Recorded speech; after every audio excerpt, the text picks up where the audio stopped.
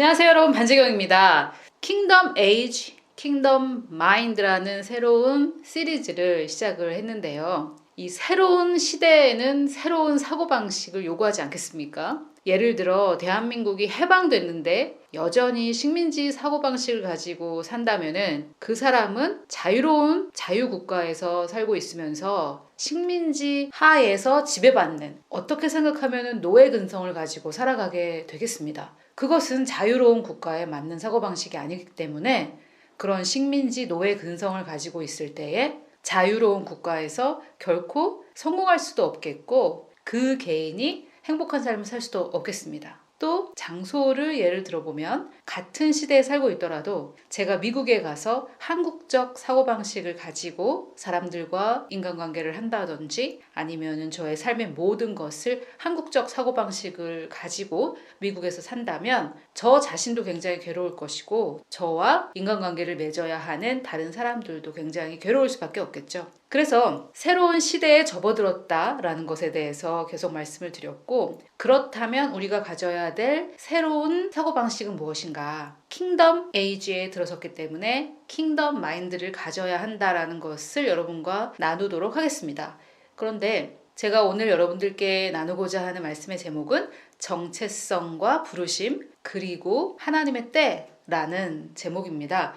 이것을 제가 오늘 다 여러분들과 나눌 수는 없을 것 같고요. 이 정체성과 부르심에 대해서 다시 복습한다고 생각하시고 제가 그동안 여러분들과 나눴던 것을 대략적으로 한번 설명을 드리고자 하는데요. 그 이유는 이렇습니다. 제가 이 대한민국의 아주 평범한 장로교 교회에서 평생 신앙생활을 하면서 제가 가졌던 하나님에 대한 신관 그리고 나 자신에 대한 정체성은 정말 형편없었다라고 볼 수 있겠습니다. 그래서 저도 하나님이 도대체 저를 사랑하시는 건지 나의 환경과 나의 마음의 감정적인 상태를 봤을 때에는 도무지 알 수가 없어서 그것을 알기 위해서 제가 앤드루 목사님의 설교를 듣고 하다가 결국은 매년 여름에 치러지는 바이블 컨퍼런스라는 데를 참석을 했는데요. 일주일 동안 하는 컨퍼런스였습니다. 아침 저녁 이렇게 말씀을 전하는데 제가 2009년에 입학을 했는데 9월에요.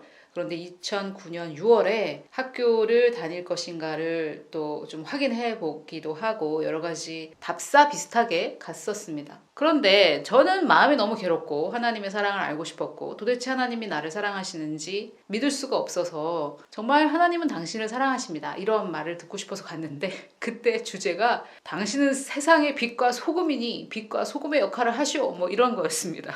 그 분위기나 뭐 이런 것들은 너무 좋았고 그곳에 모였던 사람들과 교제하고 하나님께서 만나게 해주시는 그런 관계도 있었고 그래서 너무 좋았는데 저는 이제 하나님이 나를 사랑하신다 그 얘기를 들으러 갔는데 저에게 할 일과 역할을 주니 얼마나 제가 괴로웠겠습니까? 그래서 지금 제가 여러분들과 나누는 이 주제가 자기 자신에게 딱 맞지는 않은 분들도 계실 거예요. 그런 분들은 어떤 말씀을 들어야 되는지 그것도 설명을 좀 드리면서 저의 간증도 함께 나누도록 하겠습니다. 저의 동영상 맨 마지막에 항상 로고로 Find Your Identity, Fulfill Your Destiny라는 표와 비슷한 것이 나가잖아요. 지금 보고 계신 이 영어인데요. 이것을 제가 어떻게 가지게 됐는지를 잠깐 설명을 드리고자 합니다. 사실 이게 둘 다 F로 시작하고 Y로 끝나기 때문에 음률도 맞고 뜻도 너무 멋있고 아이덴티티, 데스티니 좀 비슷하게 이렇게 마무리가 되는 정말 멋있는 표어인데 우리가 미국이 아니라 한국이라서 여러분들 앞에 얼마나 확 와닿는지 그것은 잘 모르겠습니다. 제가 3학년이 돼서 공부를 하다가 저는 비자가 5년짜리였기 때문에 2년 더 미국에 머무를 생각을 했었는데요. 갑자기 2달 전에 이 비자는 5년을 쓸 수 없다. 그런 통보를 받아서 급하게 한국에 들어오게 되었다고 말씀을 드렸었는데 그때 제가 수업을 들으면서 계속 하나님께서 저에게 주시는 마음들이 있었어요. 사실 2달밖에 안 남았으니까 한국에 돌아가라는 그 얘기 듣기 전에 제 마음에는 성령의 세미한 음성이 있었습니다. 한국으로 갈 것을 준비할 것에 대한 그런 세미한 음성이 있었는데 저의 이성이 그거를 자꾸만 이렇게 짓누르면서 아니야 나는 2년 더 있을 거야 이렇게 했었지만 하나님께서 저에게 이렇게 주시는 마음들이 있었습니다. 그때 제가 전달할 메시지는 이것이다 라고 하신 것이 바로 이 Find Your Identity, Fulfill Your Destiny입니다.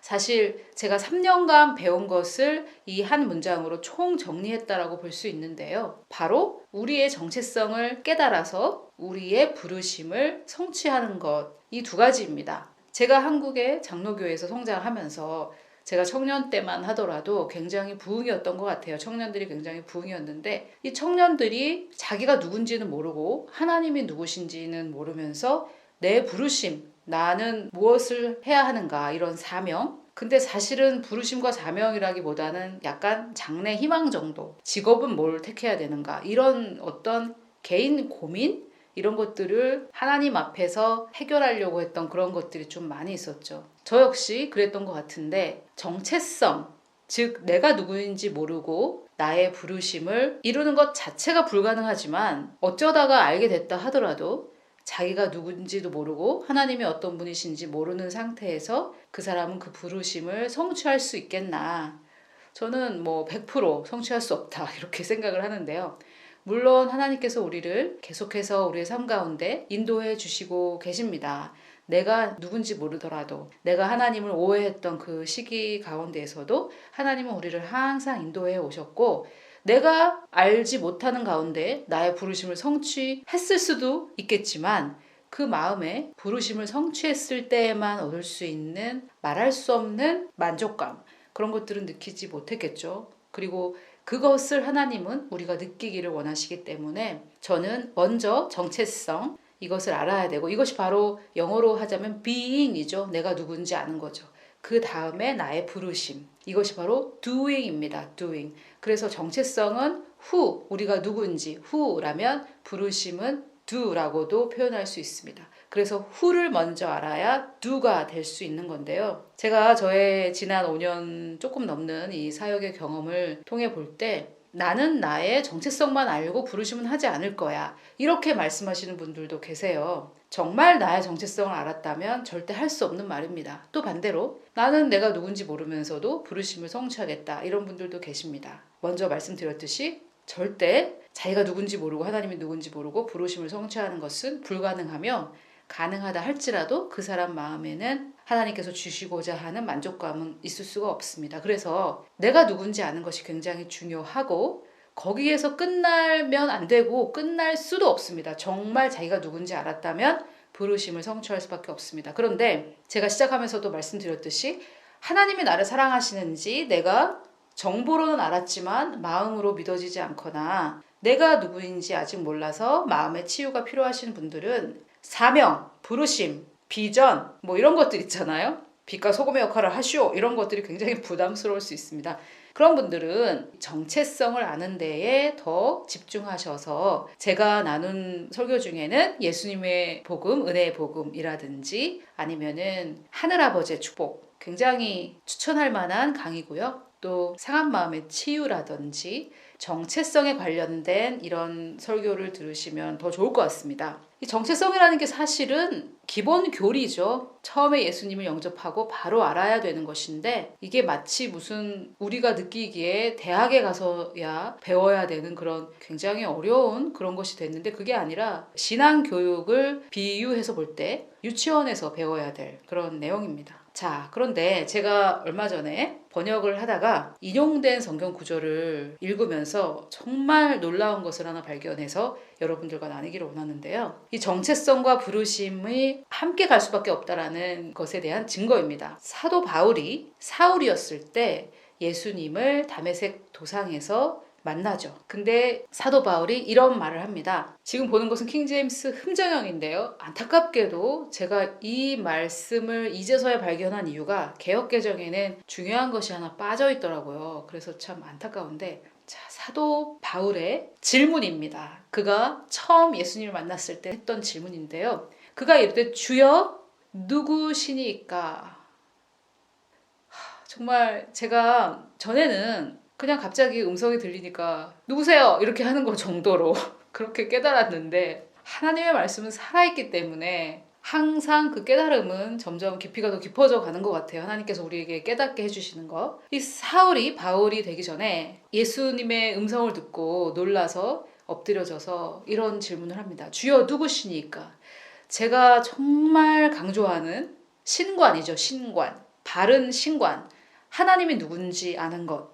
그런데 저는 정체성이 중요하다고 말씀을 드렸는데 정체성이라는 것은 관계를 배제하고는 절대 정의할 수가 없습니다.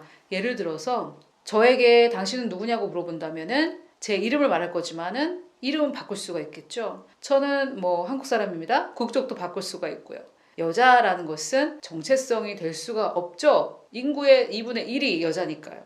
그러면 누구누구의 딸입니다. 이것은 변할 수 없는 사실이기 때문에 정체성이 될 수 있겠죠. 누구누구의 엄마입니다. 누구누구의 동생입니다.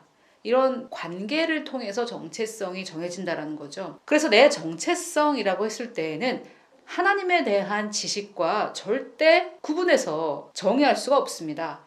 그래서 바울이 주여 누구시니까? 라고 질문했을 때 그는 신관을 정리하고자 했는데 이 신관이 바로 내 정체성을 결정한다.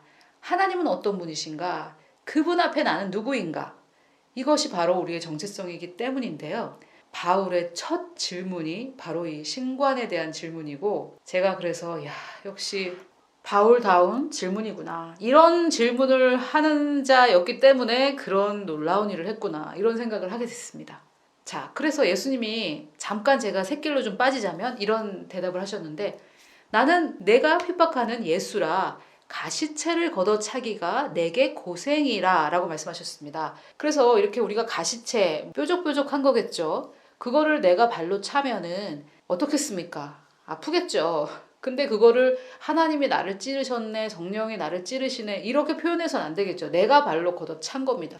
그래서 예수님께서 너가 지금 그렇게 하는 것은 너에게 고생이 된다 이렇게 말씀하셨지 너가 나를 핍박했기 때문에 내가 너를 치리라 절대 이렇게 말씀하시지 않으셨지요. 이것은 십자가에서 죽으시고 장사되고 부활하고 승천 성령 강림 그 이후에는 하나님께서 우리를 다루시는 방법이 달라지기 때문에 우리를 가르치시기 위해서 우리를 가시체로 찌른다든지 이런 것이 아니라 바울이 예수님을 핍박하기까지 했지만 예수님께서 바울을 가시체로 찌르지 않으시고 그가 걷어찼기 때문에 네가 고생이다 이렇게 말씀하신 겁니다. 자, 그 다음에 6절인데요. 이게 개역 개정, 우리가 대부분 많은 그리스도인들이 보는 개역 개정에는 이 부분이 빠져 있더라고요. 좀 안타까운데 바울이 또 이런 질문합니다. 그가 떨며 심히 놀라 이르되 주여 이미 마음에 준비가 많이 된 사람이었기 때문에 예수 그리스도를 주님으로 인정을 합니다. 우리가 예수님을 주여 주여 한다고 다 예수님을 주님으로 모신 것은 아닙니다. 말이 아니라 우리의 삶으로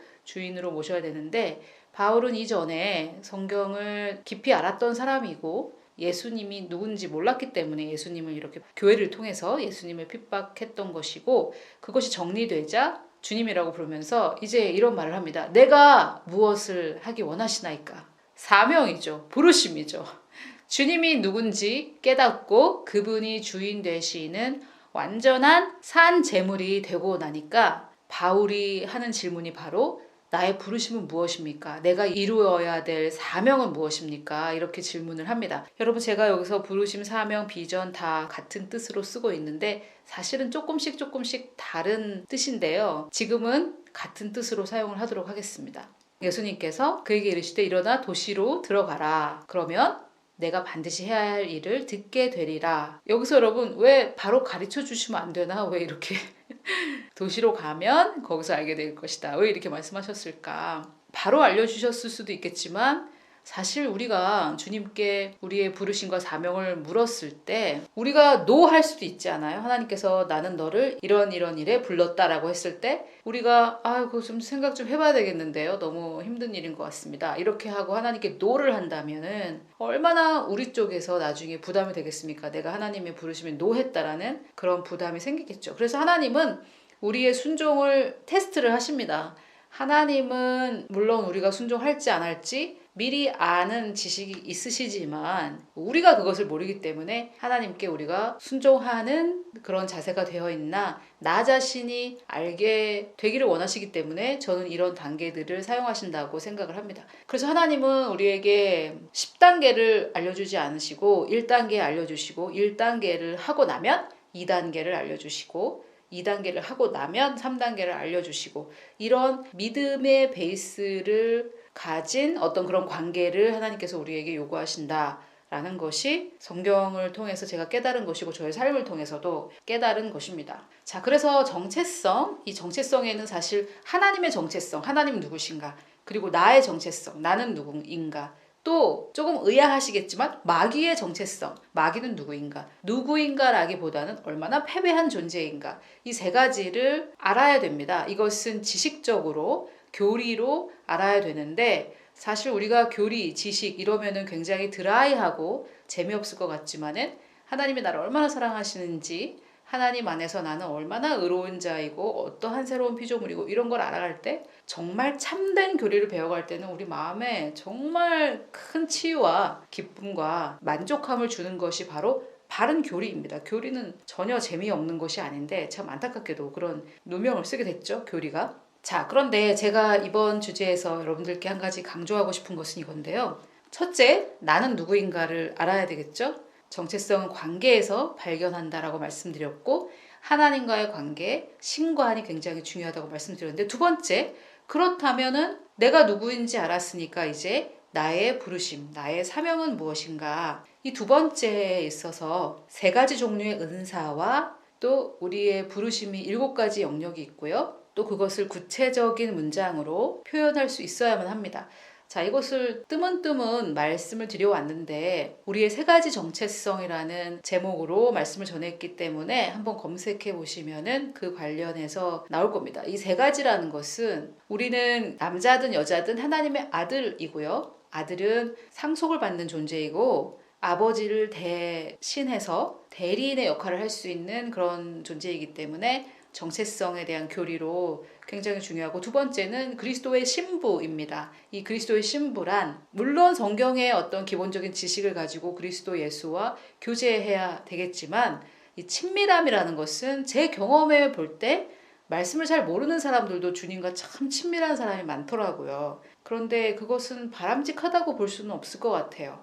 말씀은 전혀 모르는데 주님하고 너무 친밀하고 주님의 음성도 듣고 하지만 기본적인 교리가 잘 다져지지 않아서 많은 혼란과 실수를 반복하기도 하시더라고요. 하지만 신부로서의 정체성, 그리스도의 신부로서의 친밀함 굉장히 중요합니다. 세 번째는 그리스도의 몸으로서의 정체성인데요. 첫 번째, 두 번째 정체성은 나는 누구인가? 여기에 해당이 된다면 그리스도의 몸으로서의 정체성은 정체성이라고 표현을 했지만 사명에 많이 영향을 미칩니다.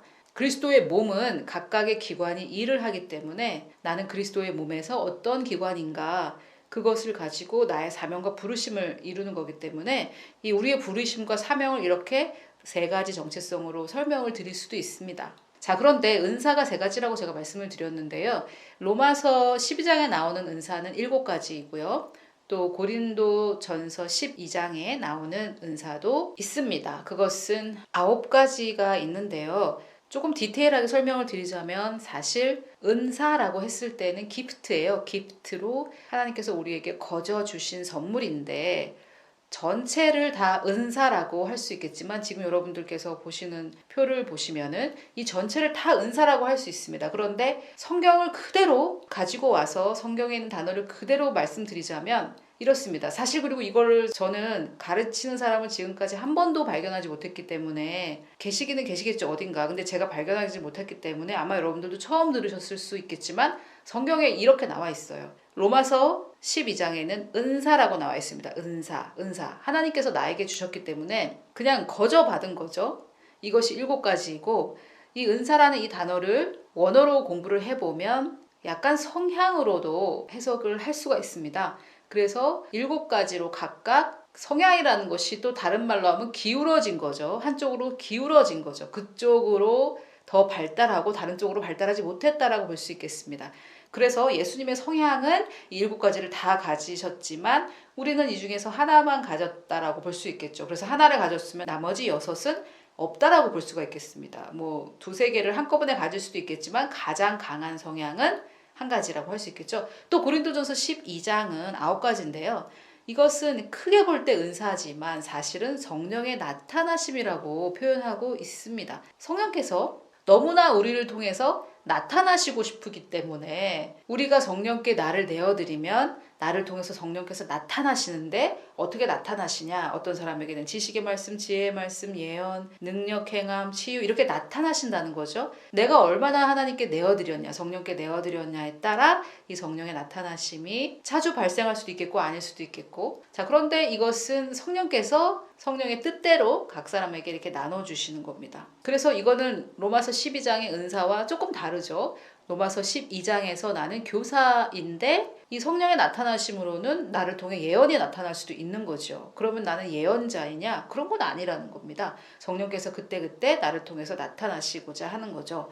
그래서 제가 언급하는 성경의 장절을 한번 읽어보시면은 크게 틀을 잡아서 이해하시는데 도움이 되실 겁니다. 그리고 이 은사나 이런 것들은 제가 생각하기에는 큰 틀부터 교리부터 배우고 그 안에서 안전하게 행하는 것이 더 좋지 않을까 하는 생각을 하고 있습니다. 자, 그 다음에는 에베소서 4장에 보면 또 각 사람에게 선물을 주셨다라고 하시면서 11절에 보면 어떤 사람은 사도로, 어떤 사람은 선지자로, 어떤 사람은 복음 전하는 자로, 어떤 사람은 목사와 교사로 삼으셨다 이렇게 말씀을 하고 있는데요. 이것은 직분이라고 할 수 있겠습니다. 이것에 대한 성경적 근거는 방금 우리가 봤던 고린도전서 12장에 나와 있는데요. 제가 여러분들께 말씀드리는 거는 사실 성경의 근거가 없을 경우에는 없다라고 저는 분명히 말씀을 드리고 있을 경우에는 있다라고 말씀을 드리는데 여러분들께서 지금 은사가 있고 그 밑에 은사와 성령의 나타나심과 직분이 있다라는 말을 처음 들어보셨을 수 있겠지만 성경에는 옛날부터 2000년 전부터 적혀 있었습니다.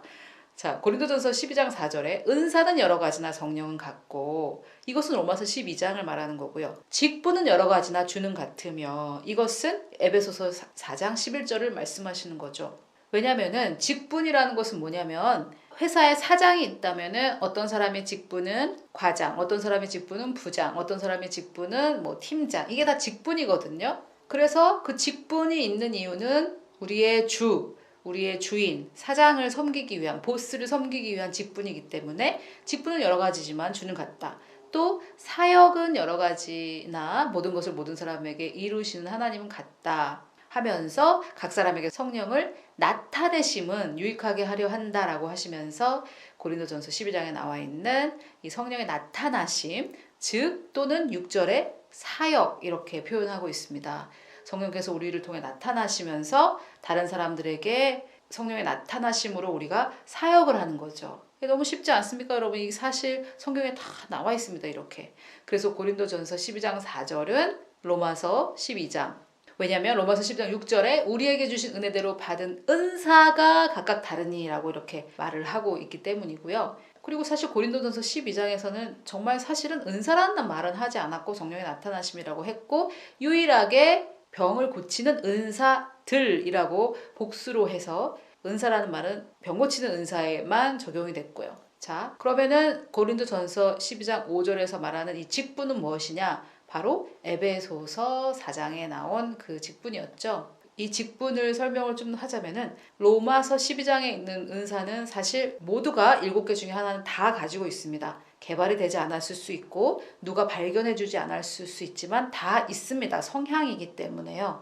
그리고 고린도전서 12장은 내가 성령님께 나를 내어드리고 내가 다른 성도에게 사역할 기회가 없었으면은 이것도 나타나 본 적이 없었겠지만 사실은 모두에게 각 사람에게 유익하게 성령께서 각 사람에게 다 나눠주시는 것이기 때문에 이것도 제한이 없습니다. 그러나 이 직분이라는 것은 모두가 다 직분이 있지는 않습니다. 이 직분은 사실 회사에 회사원이 있지만 다 과장이고 다 부장은 아니듯이 에베소서 4장 11절에 나와 있는 이 직분은 전임 사역을 말한다고 배웠습니다. 물론 회사를 경영하는 기업인이면서도 이 직분 중에 하나를 가진 사람이 있습니다. 그 사람은 자기가 사회에 어떻게 접근하는지의 방법으로 회사를 경영하는 사장으로 기업가로 쓰임받고 있겠지만 그 사람은 전임 사역자로 하나님께서 부르셨을 수도 있다. 이 말을 좀 먼저 드리면서 그럼에도 불구하고 에베소 4장 11절은 전임 사역으로 정말 교회를 섬기는 성도를 온전케 하기 위해서 교회를 섬기는 그런 사람들로 부르심 받은 사람들이다. 조금 이해가 되셨나요? 전체적으로 은사 하나하나, 성령의 나타나심 하나하나, 직분 하나하나를 지금은 설명드릴 수는 없겠지만 이 은사라고 했을 때에는 크게 은사가 있고 그 밑에 은사, 성령의 나타나심, 직분 이렇게 있다. 첫 번째 로마서 12장에 나와 있는 이 은사는 누구나 가지고 있는 성향이라고 설명할 수도 있다라고 말씀을 드렸고요. 우리는 성향이라고 표현할 수 있겠지만은 사실은 하나님께서 내 안에 넣어주신 은사로서 이 원어를 좀 깊이 공부해 보면 그쪽으로 기울어져 있는 그런 상태를 표현한다.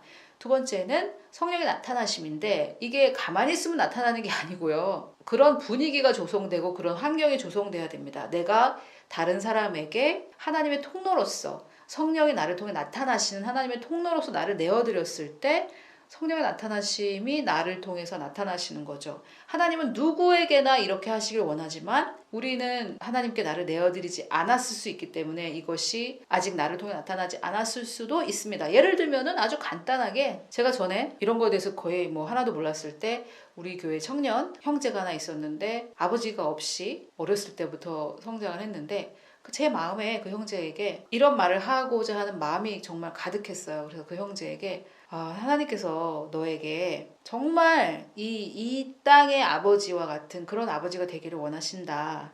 네가 하나님께 나아갈 때 신으로서의 하나님이 아니라 정말 아빠하고 네가 불러보지 못했지만 그 아빠에게 나아가는 것 같은 그런 관계로 하나님께서 너에게 나아가기를 원하시는 것 같다. 제가 이렇게 말한 적이 있어요. 이것은 저가 이런 지식을 구체적으로는 몰랐지만 저를 통해 성령이 나타나시는 것이었고 정확하게 저는 이게 예언인지 지식의 은사인지 지혜의 말씀인지 그건 잘 모르겠지만 그 중에 하나겠죠. 그래서 그렇게 얘기를 했을 때 용기가 굉장히 많이 필요했어요. 이것이 바로 제가 성령께 저를 내어드린다라는 뜻이고 그때 성령이 저를 통해서 나타나셨고 그 형제가 저에게 정말 맞다고 그렇게 확증을 줬고요. 또 이렇게는 아니더라도 우리가 그냥 평소 때 지나다니면서 어르신이 뭘 들고 가실 때 들어드리면서 제가 들어드릴게요 하고 친절하게 그분에게 다가갈 수 있고 고맙다고 이렇게 그분이 이렇게 말씀을 하셨을 때 하나님은 할머니를 할아버지를 사랑하시기 때문에 제가 이렇게 도와드리기를 원하셨던 것 같다고 이렇게만 말해도 이런 것이 바로 성령의 나타나심이라는 말씀입니다. 이게 우리가 사역하는 건데 이 사역이라는 이 단어도 참 한국교회에서 왜곡되고 고생하고 있는 단어인데요. 사역은 누구나 다 하는 것입니다. 내가 그리스도인으로서 남을 무슨 도구로든지 섬기는 것 이것이 바로 사역입니다. 그래서 이것이 성령의 나타나심이고요. 그리고 마지막은 직분 이것은 주님의 몸된 교회의 성도들을 섬기는 자들인데 쉽게 표현하면은 하나님께서 부르신 전임 사역자들인데 여기서도 또 오해하시면 안 되는 것이요. 그러면은 이 교회를 개척한 담임 목사님들은 다 이 오중 직분 중에 하나를 가지고 있느냐? 다 가지고 있다고 볼 수 없죠. 하나님께서 그분들이 신학교를 갔다고 안수를 받았다고 무조건 오중은사 중에 하나를 주셔야 되는 의무가 있습니까? 그런 건 아니죠. 하나님께서 하시는 일이고 신학교도 안 가고 목사도 아니고 기업가일지라도 연예인 중에 누구일지라도 이 오중인사 중에 하나를 가진 사람이 분명히 있습니다. 그래서 이 5가지 중에 하나를 받았겠죠. 자, 오늘은 이걸 하나하나 다 말씀을 드릴 수는 없겠고 그런 큰 그림으로 내 사명을 발견하려고 할 때는 이 은사의 3가지 종류 중에 하나를 알아야 된다. 그 다음에 이 부르심의 7가지 영역이라는 것이 있는데요. 이것에 대해서 요새 7산에 관한 예언 이렇게 표현하시는 분도 계시고 또는 세븐 킹덤이라고 표현하시는 분도 계시고 한국에서는 제가 이것을 전문적으로 설교하거나 강의하시는 분은 아직 모르겠고요. 사실은 지금 세븐 킹덤, 세븐 마운튼 이렇게 해서 표현하지만 사실은 거의 한 20년 전쯤에 이미 예수전도단의 로렌 커닝햄 목사님과 CCC의 빌 브라이트 이 두 분이 어떤 세미나 같은 데 갔는데 하나님께서 빌 브라이트 목사님에게 이것을 보여주시면서 내일 로렌 커닝햄에게 이걸 얘기해라 이렇게 말씀하셨다고 해요. 그또 로렌 커닝햄 목사님에게도 하나님께서 이것을 말씀해 주시면서 내일 빌 브라이트에게 이것을 가서 얘기해라 이렇게 하셨다고 해요. 그때는 이분들이 7가지 사회의 영역이라고 말씀하셨는데 뭐 어떻게 생각하면 굉장히 상식적인데요. 제가 이 말을 처음 들었을 때는 2004년 5년 이때쯤이었는데 그때는 아직 킹덤 에이지가 아니었기 때문에 제 마음에 와닿지도 않고 사실 뭐 너무 상식적인 거 아닌가 이렇게 생각했었거든요. 자, 한번 들어보십시오. 7가지 영역이 뭐냐. 이것을 7가지 산이라고 표현할 수도 있고 7가지 킹덤이라고 표현할 수도 있고 다 성경적인데요. 첫 번째는 종교입니다. 그 중에 종교의 산이라고 한번 표현해 볼게요. 종교의 산의 가장 꼭대기에는 우리 하나님을 섬기는 교회가 있어야 되겠죠. 두 번째는 정부입니다. 자, 요새 제가 정치 얘기 이런 거 하면은 난 정치 관심 없다 이렇게 얘기하시는 분들 많은데 제가 한번 질문해 볼게요. 하나님은 정치에 관심이 있으실까요? 없으실까요? 하나님께서 나는 골치 아프다. 정치는 저기는 내가 버린 땅이야. 이렇게 하시겠습니까? 이 정치의 산에도 꼭대기에 하나님이 정하신 사람이 올라갈 때가 바로 킹덤 에이지입니다. 그때가 이제 다가온 거죠. 이미 우리가 거기에 들어섰고요. 아직은 뭐 시작을 했으니까 지금 현상을 보면은 거의 하나님의 킹덤이 아니라 어둠의 킹덤인 것 같은 모습이 보이지만 아무튼 정치 그리고 교육도 뭐 우리나라 교육 지금 난리도 아니죠. 지금 꼭대기에 마귀가 올라 앉아 있지만 그 꼭대기에 하나님의 사람이 올라가 앉을 때가 온다는 겁니다. 그 다음에 가정 굉장히 중요한데요. 이 가정이 너무 많이 파괴됐고 모든 것이 시작이 가정인데 이 가정의 산의 꼭대기에도 하나님의 사람이 올라가서 이 가정을 모든 사람들의 가정을 하나님의 나라에 합당하도록 이끌어 간다는 거죠. 비즈니스. 지금은 이 경제가 어떻습니까? 우리나라는 사실 우리나라에서 살고 계신 분들은 잘 모르겠지만은 이 조그마한 땅이 10위 안에 들고 있습니다. 굉장히 경제가 발전했고 영적 부흥과 함께 경제가 부흥했는데 더더욱 하나님의 방법으로 경제가 돌아가는 그런 시대가 온다는 거죠. 그래서 경제의 산의 꼭대기에 마귀가 쓰는 사람이 아니라 하나님이 사용하는 사람이 올라가서 하나님의 뜻대로 이 경제의 산이 돌아가게 된다는 거죠. 여러분, 하나님은 좌파도 아니고 우파도 아니십니다. 하나님은 좌로나 우로나 치우치지 말라고 하셨고 물론 시장경제 체제냐 아니면 사회주의냐 어떤 것이 더 성경적이냐 했을 때 저는 제가 공부해 본 바에 의하면 시장경제 체계가 더 하나님의 그 뜻에 가깝다. 왜냐하면 사회주의는 죄로 타락한 이 세상에서는 절대 이루어질 수 없는 꿈같은 얘기이기 때문에 조금 더 성경적인 게 시장경제 체제지만 그렇다고 하나님께서 한쪽은 버리시고 한쪽만 지지하신다. 그런 건 아닙니다. 우리는 뭐 어떤 좌파냐 우파냐 이것을 선택하는 것이 아니라 어떤 게 성경적이냐 어떤 게 하나님적이냐 그것을 생각하셔야 되겠죠. 그 다음에 엔터테인먼트가 있습니다. 지금 완전히 사단이 장악했죠. 엔터테인먼트를 통해서 사단이 장악하고 있는데 얼마 전까지만 해도 그렇지 않았어요. 우리나라에 애인이라는 드라마가 나오면서 그때부터 모든 것이 다 불륜과 이런 거였는데 그 전까지만 해도 그런 것이 없었죠.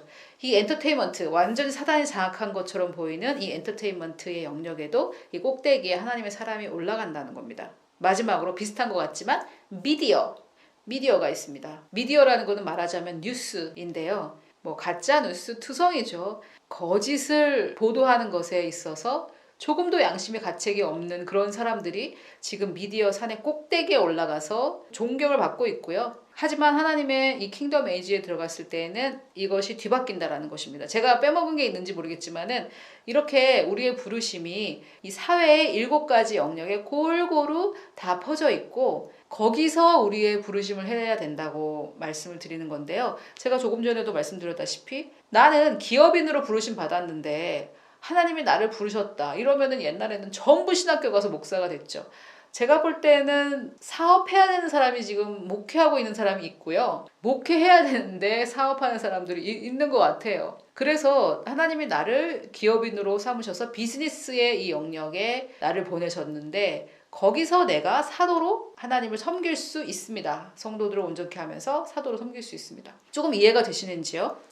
그래서 우리에게는 3가지 정체성이 있기 때문에 그것을 골고루 알아야 되고 은사는 3가지가 있다. 그리고 나의 부르심의 영역은 7가지가 있는데 내가 부르심 받았다고 전부 다 교회 와서 바글바글 너무 지금 분벼가지고 서로 싸우고 난리도 아니죠. 개교회주의가 돼가지고 사실은 개척해서 목회해야 될 사람이 아니라 그 사람은 사업을 해가지고 기업을 통해 하나님께 영광 돌리고 그 기업을 통해 사도의 역할을 해야 될 사람이 교회에 들어가 있으니 교회가 지금 바글바글 분벼서 여기서 다 싸우고 있는 게 아닌가 이런 생각도 가끔 하는데요. 참 안타까운 상황이죠. 여기에 대해서 궁금하신 분들은 조니 앤 로우라는 목사님의 7산에 관한 예언이라는 책을 한번 읽어보시죠. 저는 이 목사님의 책을 원서로 읽었고 설교를 많이 들었는데요. 저는 개인적으로 좋게 생각을 하고 있습니다. 그런데 그분이 어떤 사역을 하는지 제가 100%다 알지는 못하기 때문에 제가 앤드로우 목사님을 100% 보증할 수 있는 것처럼 그런 것은 아니다라고 말씀을 드리겠고요. 제가 이런 말씀을 드리는 이유는 저에게 여러 가지 또 이메일을 보내셔서 누구를 언급하셨던데 어떤 단체를 언급하셨던데 거기 조금 이상한 데인데 전도사님도 좀 이상하신 거 아닙니까? 이런 메일을 보내시는 분들이 계신데요. 제가 그분들에 대해서 100%다 알고 있지는 못하고 또 100% 결점 없고 순수 무결한 이런 사역자가 어디 있겠습니까? 서로 사랑하고 이해하면서 허물을 덮어주면서 그 사람에게 배울 수 있는 것을 배우고 서로의 역할을 존중해 줄 필요가 있다고 생각이 되네요. 자, 그 다음에 나의 사명은 무엇인가 이것을 지금 계속 하고 있는데요. 구체적 문장으로 표현할 수 있어야 됩니다. 제가 아까도 말씀드렸다시피 지금 내 마음은 너무 힘들어서 죽겠는데 내 사명을 구체적 문장으로 어떻게 표현하라는 거야. 물론 그때는 알 수가 없겠죠. 내 사명을 구체적 문장으로 표현할 수 없는 그런 상태가 있겠습니다. 하지만은 저도 이 사명과 비전 선언문을 구체적 문장으로 적는 그런 훈련을 받았는데요. 학교에서. 그 당시에는 저에게도 이 구체적인 문장이 없었는데 점점점 이 구체적 문장을 쓸 수 있을 때가 옵니다. 그래서 제가 미리 여러분들께 말씀을 드리고 제가 말씀드렸던 우리 표어, 그레이스 레이스의 표어 Find your identity, fulfill your destiny 이것도 이제 구체적 문장으로 제가 전할 메시지를 구체적 문장으로 말하자면 해산을 한 거죠. 3년 동안 배우면서 아, 내가 전달할 메시지는 이거구나. 사실 이거는 부르심과는 좀 다르고요. 저는 말씀을 전하는 사람으로서의 부르심을 받았기 때문에 그러면 구체적으로 내가 전할 메시지는 무엇인가 할 때 이거였습니다. 제가 작년 12월에 비로소 부르심을 받았는데요. 제가 다음 시간에 여러분들과 나누겠지만은 하나님께서 저에게 한국교회를 복음의 진리 위에 재건하라라는 부르심을 주셨습니다. 그래서 제가 쫓아가는 부르심, 저의 비전은 바로 이 한국교회를 복음의 진리 위에 재건하는 것입니다. 한국교회라고 하면 한국인 성도들의 모임이라고 할 수 있겠고 복음의 진리, 우리가 알았다고 생각했지만 사실은 몰랐고 이 은혜의 복음, 나는 누구이고 하나님은 누구이고 새로운 피조물은 무엇이고 이런 것들을 말하는데요. 이것이 복음의 진리고 재건하라 라고 말씀하셨으니까 지금 무너졌다라는 말도 여기에 포함이 되어 있겠죠. 그래서 제가 받은 비전, 부르심은 바로 한국교회를 복음의 진리 위에 재건하라. 이것을 제가 작년 12월에 정말 제가 하나님께 진심으로 헌신한 뒤 한 8, 9년은 걸렸네요. 그래서 급하게 생각하실 것은 없겠지만